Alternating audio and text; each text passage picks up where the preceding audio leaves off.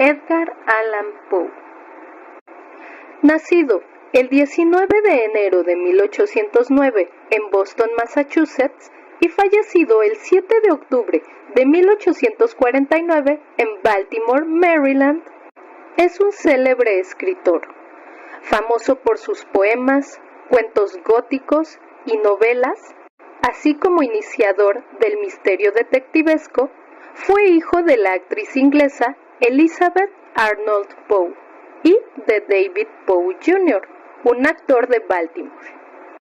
A la muerte de su madre, en 1811, fue llevado a la casa de John Allan, un comerciante de Richmond, con quien nunca se llevaría bien. Publicado por primera vez en el Southern Literary Messenger en 1835, con ustedes, Berenice. Dicebant mihi sodales, si sepulcrum amicae visitarem, curas meas aliquantulum fore levatas. M. Sayat. La desdicha es muy variada. La desgracia cunde multiforme en la tierra, desplegada por el ancho horizonte como el arco iris. Sus colores son tan variados como los de este, a la vez tan distintos y tan íntimamente unidos. Desplegada por el ancho horizonte como el arco iris, ¿cómo es que de la belleza ha derivado un tipo de fealdad, de la alianza y la paz, un símil del dolor? Igual que en la ética, el mal es consecuencia del bien. En realidad, de la alegría nace la tristeza. O la memoria de la dicha pasada es la angustia de hoy, o las agonías que son se originan en los éxtasis que pudieron haber sido. Mi nombre de pila es Egeus, no diré mi apellido. Sin embargo, no hay en este país torres más venerables que las de mi sombría y lúgubre mansión. Nuestro linaje ha sido llamado raza de visionarios, y en muchos sorprendentes detalles, en el carácter de la mansión familiar, en los frescos del salón principal, en los tapices de las alcobas, en los relieves de algunos pilares de la sala de armas, pero sobre todo en la galería de cuadros antiguos, en el estilo de la biblioteca, y por último, en la naturaleza muy peculiar de los libros, hay elementos suficientes para justificar esta creencia. Los recuerdos de mis primeros años se relacionan con esta mansión y con sus libros, de los que ya no volveré a hablar. Allí murió mi madre, allí nací yo, pero es inútil decir que no había vivido antes, que el alma no conoce una existencia previa. ¿Lo negáis? No discutiremos este punto. Yo estoy convencido, pero no intento convencer. Sin embargo, hay un recuerdo de formas etéreas, de ojos espirituales y expresivos, de sonidos musicales y tristes. Un recuerdo que no puedo marginar, una memoria como una sombra, vaga, variable, indefinida, vacilante. Y como una sombra, también pon la imposibilidad de librarme de ella mientras brille la luz de mi razón. En esa mansión nací yo.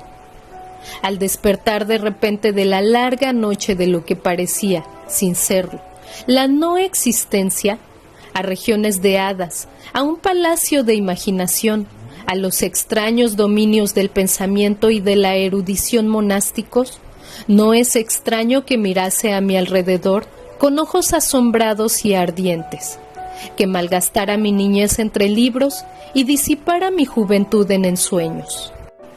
Pero sí es extraño que pasaran los años y el apogeo de la madurez me encontrara viviendo aún en la mansión de mis antepasados. Es asombrosa la parálisis que cayó sobre las fuentes de mi vida, asombrosa la inversión completa en el carácter de mis pensamientos más comunes. Las realidades del mundo terrestre me afectaron como visiones. solo como visiones, mientras las extrañas ideas del mundo de los sueños, por el contrario, se tornaron no en materia de mi existencia cotidiana, sino realmente en mi cínica y total existencia. Berenice y yo éramos primos y crecimos juntos en la mansión de nuestros antepasados, pero crecimos de modo distinto. Yo, enfermizo, envuelto en tristeza; ella, ágil, graciosa, llena de fuerza. Suyos eran los paseos por la colina, míos los estudios del claustro. Yo viviendo encerrado en mí mismo, entregado en cuerpo y alma a la intensa y penosa meditación. Ella, vagando sin preocuparse de la vida, sin pensar en las sombras del camino ni en el silencioso vuelo de las horas de alas negras. Berenice, invocó su nombre. Berenice. Y ante este sonido se conmueven 1000 tumultuosos recuerdos de las grises ruinas. Ah, acude vívida su imagen a mí, como en sus primeros días de alegría y de dicha. Oh, encantadora y fantástica belleza. Oh, sílfide entre los arbustos del Amgen. Oh, náyade entre sus fuentes. Y entonces todo es misterio y terror, y una historia que no se debe contar. La enfermedad, una enfermedad mortal, cayó sobre ella como el simún, y mientras yo la contemplaba, el espíritu del cambio la arrasó, penetrando en su mente, en sus costumbres y en su carácter, y de la forma más sutil y terrible, llegó a alterar incluso su identidad. ¡Ay! La fuerza destructora iba y venía, y la víctima, ¿dónde estaba? Yo no la conocía, o al menos ya no la reconocía como Berenice. Entre la numerosa serie de enfermedades provocadas por aquella primera y fatal, que desencadenó una revolución tan horrible en el ser moral y físico de mi prima, hay que mencionar como la más angustiosa y obstinada una clase de epilepsia que con frecuencia terminaba en catalepsia, estado muy parecido a la extinción de la vida, del cual, en la mayoría de los casos, se despertaba de forma brusca y repentina. Mientras tanto, mi propia enfermedad, pues me han dicho que no debería darle otro nombre, mi propia enfermedad, digo, crecía con extrema rapidez, asumiendo un carácter monomaniático de una especie nueva y extraordinaria, que se hacía más fuerte cada hora que pasaba y por fin tuvo sobre mí un incomprensible ascendiente. Esta monomanía, si así tengo que llamarla, consistía en una morbosa irritabilidad de esas propiedades de la mente que la ciencia psicológica designa con la palabra atención. Es más que probable que no me explique, pero temo, en realidad, que no haya forma posible de transmitir a la inteligencia del lector corriente una idea de esa nerviosa intensidad de interés con que en mi caso las facultades de mediación, por no hablar en términos técnicos, actuaban y se concentraban en la contemplación de los objetos más comunes del universo. Reflexionar largas, infatigables horas con la atención fija en alguna nota trivial, en los márgenes de un libro o en su tipografía, estar absorto durante buena parte de un día de verano en una sombra extraña que caía oblicuamente sobre el tapiz o sobre la puerta, perderme toda una noche observando la tranquila llama de una lámpara o los rescoldos del fuego, soñar días enteros con el perfume de una flor, repetir monótonamente una palabra común hasta que el sonido, gracias a la continua repetición, dejaba de suscitar en mi mente alguna idea, perder todo sentido del movimiento o de la existencia física, mediante una absoluta y obstinada quietud del cuerpo, mucho tiempo mantenida.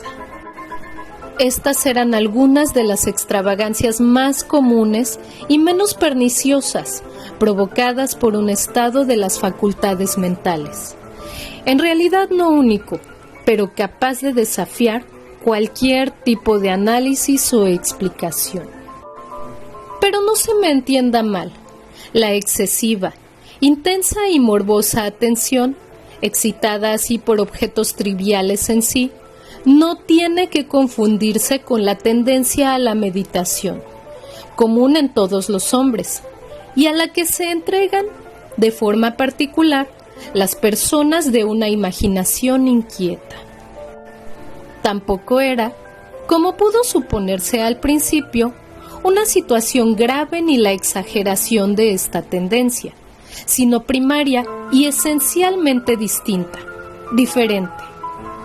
En un caso, el soñador o el fanático, interesado por un objeto normalmente no trivial, lo pierde poco a poco de vista en un bosque de deducciones y sugerencias que surgen de él, hasta que, al final de una ensoñación llena de muchas veces de voluptuosidad, el incitamentum o primera causa de sus meditaciones desaparece completamente y queda olvidado.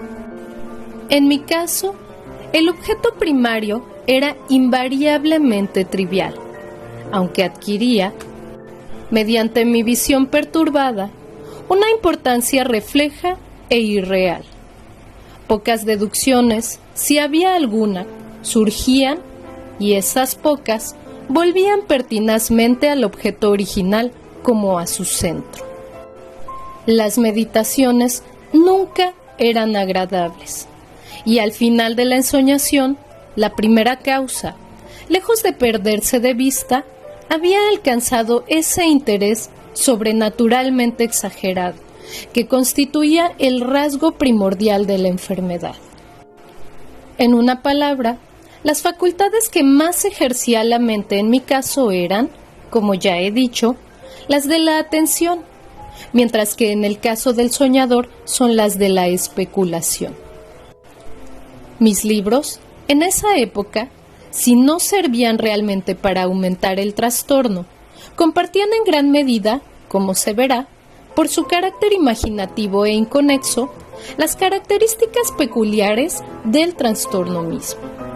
Puedo recordar, entre otros, el Tratado del Noble Italiano, Coelius Secundus, Curio, De Amplitudine Beati Regni Dei, La grandeza del Reino Santo de Dios, la gran obra de San Agustín, De Civitate Dei, La ciudad de Dios, y la de Tertuliano, De Carne Christi, La carne de Cristo, cuya sentencia paradójica, mortus est Dei filius, credibile est quia ineptum est, et sepulus resurrexit, certum est quia impossibilite est, ocupó durante muchas semanas de inútil y laboriosa investigación todo mi tiempo.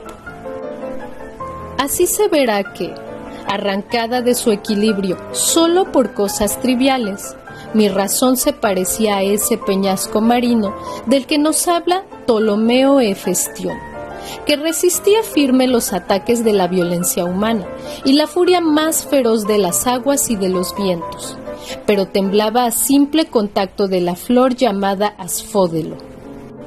Y aunque, para un observador desapercibido, pudiera parecer fuera de toda duda que la alteración producida en la condición moral de Berenice, por su desgraciada enfermedad, me habría proporcionado muchos temas para el ejercicio de esa meditación intensa y anormal, cuya naturaleza me ha costado bastante explicar. Sin embargo, no era este el caso. En los interválidos lúcidos de mi mal, la calamidad de Berenice me daba lástima, y profundamente conmovido por la ruina total de su hermosa y dulce vida, no dejaba de meditar, con frecuencia, amargamente, en los prodigiosos mecanismos por los que había llegado a producirse una revolución tan repentina y extraña. Pero estas reflexiones no compartían la idiosincrasia de mi enfermedad y eran como las que se hubieran presentado en circunstancias semejantes al común de los mortales. Fiel a su propio carácter, mi trastorno se recreaba en los cambios de menor importancia, pero más llamativos, producidos en la constitución física de Berenice, en la extraña y espantosa deformación de su identidad personal. En los días más brillantes de su belleza incomparable, no la amé. En la extraña anomalía de mi existencia, mis sentimientos nunca venían del corazón y mis pasiones siempre venían de la mente. En los brumosos amaneceres, en las sombras entrelazadas del bosque al mediodía y en el silencio de mi biblioteca por la noche, ella había flotado ante mis ojos y yo la había visto, no como la Berenice viva y palpitante, sino como la Berenice de un sueño. No como una moradora de la tierra, sino como su abstracción, no como algo para admirar, sino para analizar. No como un objeto de amor, sino como tema de la más abstrusa, aunque inconexa especulación. Y ahora temblaba en su presencia y palidecía cuando se acercaba. Sin embargo, lamentando amargamente su decadencia y su ruina, recordé que me había amado mucho tiempo y que, en un momento aciago, le hablé de matrimonio. Y cuando por fin se acercaba la fecha de nuestro matrimonio, una tarde de invierno, en uno de esos días intempestivamente cálidos, tranquilos y brumosos, que constituyen la nodriza de la bella Alcione, estaba yo sentado, y creía encontrarme solo en el gabinete interior de la biblioteca, y al levantar los ojos, vi a Berenice ante mí. Fue mi imaginación excitada, la influencia de la atmósfera brumosa, la incierta luz crepuscular del aposento, los vestidos grises que envolvían su figura, los que le dieron un contorno tan vacilante e indefinido. No sabría decirlo. Ella no dijo una palabra, y yo, por nada del mundo, hubiera podido pronunciar una sílaba. Un escalofrío helado cruzó mi cuerpo, me oprimió una sensación de insufrible ansiedad. Una curiosidad devoradora invadió mi alma, y reclinándome en la silla, me quedé un rato sin aliento, inmóvil, con mis ojos clavados en su persona. ¡Ay! Su delgadez era extrema, y ni la menor huella de su ser anterior se mostraba en una sola línea del contorno. Mi ardiente mirada cayó por fin sobre su rostro. La frente era alta, muy pálida y extrañamente serena. Lo que en un tiempo fuera cabello negro azabache, caía parcialmente sobre la frente y sombreaba las sienes hundidas con innumerables rizos de un color rubio reluciente, que contrastaban discordantes por su matiz fantástico con la melancolía del rostro. Sus ojos no tenían brillo y parecían sin pupilas, y esquivé involuntariamente su mirada vidriosa para contemplar sus labios, finos y contraídos. Se entreabrieron, y en una sonrisa de expresión peculiar, los dientes de la desconocida Berenice se revelaron lentamente a mis ojos. Quiera Dios que nunca los hubiera visto, o que, después de verlos, hubiera muerto. El golpe de una puerta al cerrarse me distrajo, y al levantar la vista, descubrí que mi prima había salido del aposento. Pero de los desordenados aposentos de mi cerebro, ¡ay!, no había salido, ni se podía apartar el blanco y horrible espectro de los dientes.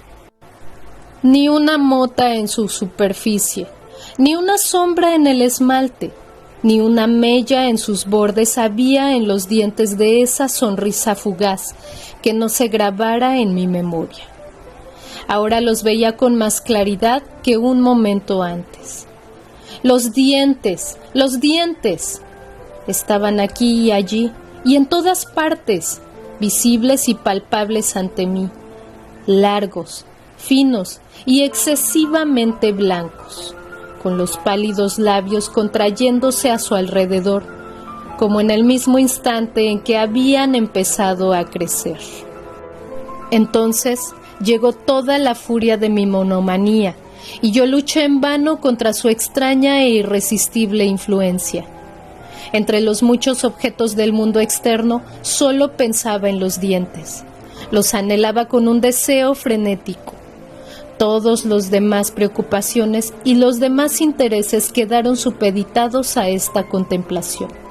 Ellos eran los únicos que estaban presentes a mi mirada mental, y en su insustituible individualidad llegaron a ser la esencia de mi vida intelectual. Los examiné bajo todos los aspectos, los vi desde todas las perspectivas, analicé sus características, estudié sus peculiaridades, me fijé en su conformación, pensé en los cambios de su naturaleza, me estremecí al atribuirles, en la imaginación, un poder sensible y consciente, y aún sin la ayuda de los labios, una capacidad de expresión moral. De Mademoiselle Saget se ha dicho con razón que tout c'est pas été de sentiment, y de Berenice yo creía seriamente que tout ce dont était décidé. Decidé. Ah, este absurdo pensamiento me destruyó. Decidé. Ah, por eso los codiciaba tan desesperadamente. Sentí que solo su posesión me podría devolver la paz, devolviéndome la razón. Y la tarde cayó sobre mí, y vino la oscuridad, duró y se fue, y amaneció el nuevo día, y las brumas de una segunda noche se acumularon alrededor, y yo seguía inmóvil, sentado en aquella habitación solitaria, y seguí sumido en la meditación, y el fantasma de los dientes mantenía su terrible dominio, como si, con una claridad viva y horrible, flotara entre las cambiantes luces y sombras de la habitación. Al fin irrumpió en mis sueños un grito de horror y consternación, y después, tras una pausa, el ruido de voces preocupadas, mezcladas con apagados gemidos de dolor y de pena. Me levanté de mi asiento y, abriendo las puertas de la biblioteca, vi en la antesala a una criada deshecha en lágrimas, quien me dijo que Berenice ya no existía. Había sufrido un ataque de epilepsia por la mañana temprano, y ahora, al caer la noche, ya estaba preparada la tumba para recibir a su ocupante, y terminados los preparativos del entierro. Me encontré sentado en la biblioteca, y de nuevo solo. Parecía que había despertado de un sueño confuso y excitante. Sabía que era medianoche, y que desde la puesta del sol Berenice estaba enterrada. Pero no tenía una idea exacta, o por lo menos definida, de ese melancólico periodo intermedio. Sin embargo, el recuerdo de ese intervalo estaba lleno de horror, horror más horrible por ser vago, terror más terrible por ser ambiguo. Era una página espantosa en la historia de mi existencia, escrita con recuerdos siniestros, horrorosos, ininteligibles. Luché por descifrarlos, pero fue en vano. Mientras tanto, como el espíritu de un sonido lejano, un agudo y penetrante grito de mujer parecía sonar en mis oídos. Yo había hecho algo, ¿pero qué era? Me hice la pregunta en voz alta, y los susurrantes ecos de la habitación me contestaron. ¿Qué era? En la mesa, a mi lado, brillaba una lámpara, y cerca de ella había una pequeña caja. No tenía un aspecto llamativo y yo la había visto antes, pues pertenecía al médico de la familia. Pero, ¿cómo había llegado allí, a mi mesa? ¿Y por qué me estremecí al fijarme en ella? No merecía la pena tener en cuenta estas cosas, y por fin mis ojos cayeron sobre las páginas abiertas de un libro y sobre una frase subrayada. Eran las extrañas pero sencillas palabras del poeta Ibn Sayyad. Dicebant mihi sodales, si sepulcrum amicae visitarem, curas meas, aliquantulum fores levatas. ¿Por qué, al leerlas, se me pusieron los pelos de punta y se me heló la sangre en las venas? Sonó un suave golpe en la puerta de la biblioteca, y pálido como habitante de una tumba, un criado entró de puntillas. Había en sus ojos un espantoso terror y me habló con una voz quebrada, ronca y muy baja. ¿Qué dijo? Oí unas frases entrecortadas. Hablaba de un grito salvaje que había turbado el silencio de la noche y de la servidumbre reunida para averiguar de dónde procedía. Y su voz recobró un tono espeluznante, claro, cuando me habló, susurrando de una tumba profanada, de un cadáver envuelto en la mortaja y desfigurado, pero que aún respiraba, aún palpitaba, aún vivía. Señaló mis ropas. Estaban manchadas de barro y de sangre. No contesté nada. Me tomó suavemente la mano. Tenía huellas de uñas humanas. Dirigió mi atención a un objeto que había en la pared. Lo miré durante unos minutos. Era una pala. Con un grito, corrí hacia la mesa y agarré la caja. Pero no pude abrirla, y por mi temblor se me escapó de las manos y se cayó al suelo. Se rompió en pedazos, y entre estos, entrechocando, rodaron unos instrumentos de cirugía dental, mezclados con 32 diminutos objetos blancos, de marfil, que se desparramaron por el suelo. Fin.